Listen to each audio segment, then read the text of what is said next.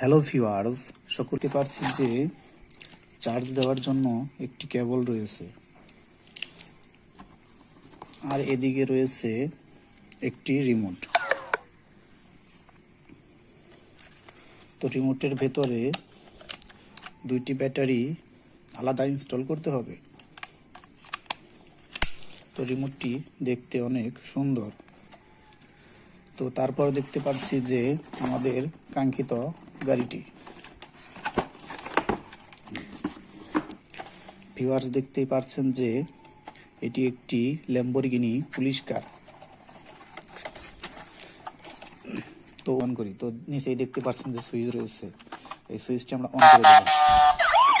on করে দেওয়ার সাথে সাথে